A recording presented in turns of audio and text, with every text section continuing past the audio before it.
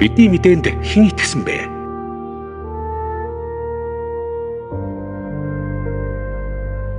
Эзний мотор хэнд илэрхийлэгдсэн бэ?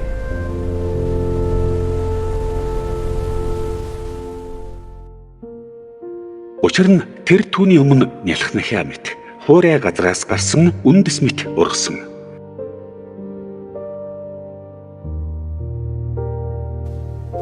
Түүнд хэлбэр дүрс, цог жавхлан байхгүй.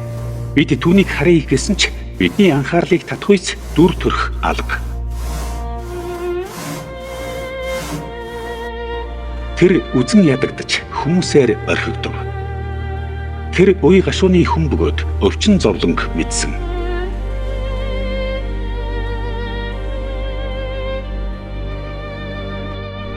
Бид нүрээ түүнээс нуусан. Тэр үзэн ядагдаж бид түүнийг хүндэтгээгүй.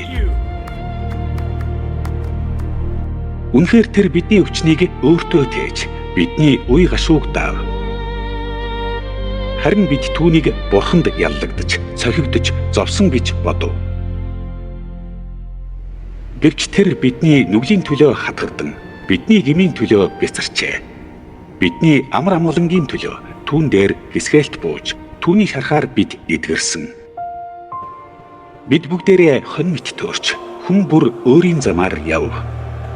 Харин эзэн бидний гмийг бүгдийг нь түүнд тохов. Тэр тамлагдсан, зовсон боловч амаа нээсэнгүй. Алагтаар хөдлөгдөх хорх шиг, хярагчийн өмнө дуугарахгүй хон шиг тэр амаа нээсэнгүй. Хавчлах шүүх түүнийг аваад явлаа. Хэн түүний үр удмын тухай бодох вэ? Тэр миний ард түмний нүглийн төлөө цохигдож, амьдын газраас таслагдсан.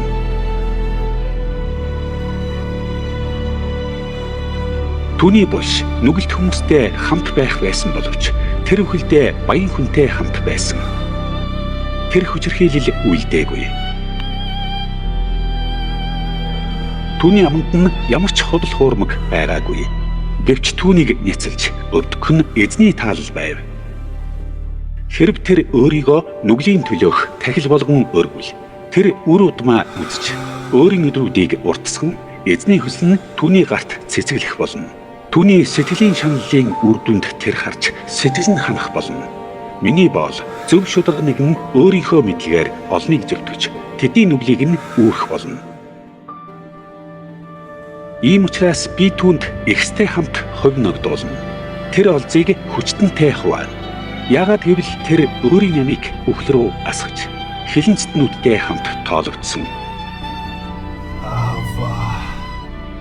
Гэвч тэр олны нүглийг өөртөө тээж хилэнцтнүүдийн төлөө зуучлан залбирсан.